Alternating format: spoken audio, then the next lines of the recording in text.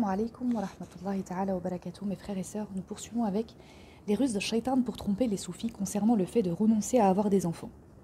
Ahmed ibn Abi al-Hawari rapporte avoir entendu Abu Sulayman al-Darani dire « Celui qui veut un enfant est un sot, car il ne convient ni pour ce bas monde, ni pour l'au-delà.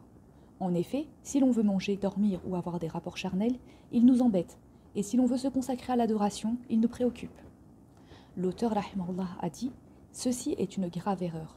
En effet, lorsque l'intention d'Allah le Très-Haut en créant le monde est de le faire subsister de façon continuelle jusqu'à la fin, et que le mortel ne peut y demeurer éternellement, car il n'y vit qu'une courte durée, Allah l'exalté lui a donné des successeurs en l'incitant pour ce faire à chercher les moyens qui lui permettront cela, parfois par la voie naturelle, en excitant l'ardeur du désir, parfois par la voie légale en disant « Mariez les célibataires qui vivent parmi vous, ainsi que vos serviteurs vertueux des deux sexes ».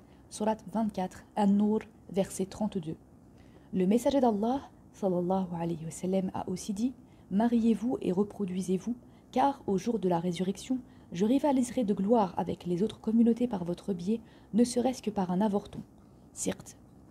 Cité par Al-Jumni dans Kashf al-Khafa, 1021, jugé faible par Al-Albani dans Da'if al-Jami' 2484.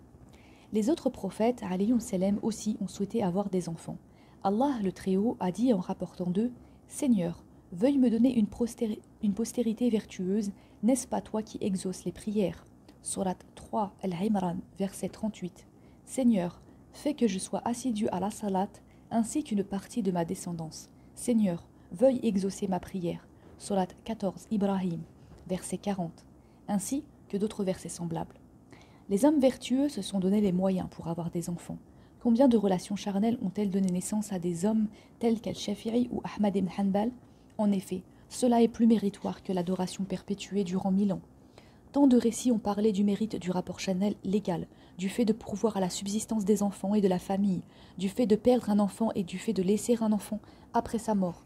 Celui donc qui refuse d'avoir des enfants et de se marier a contredit la sunna, et ce qu'il y a de mieux et s'est privé aussi d'une récompense immense, car en agissant ainsi, il a cherché le confort. On rapporte qu'Al-Junayd a dit « Les enfants sont la punition du désir licite. Que pensez-vous alors de la punition du désir illicite ?» L'auteur, rahimahullah, a dit « Ceci est une erreur. Qualifier le licite de punition est non convenable, car une chose rendue licite ne peut être la cause d'une punition, et une chose recommandée ne peut engendrer qu'une récompense. »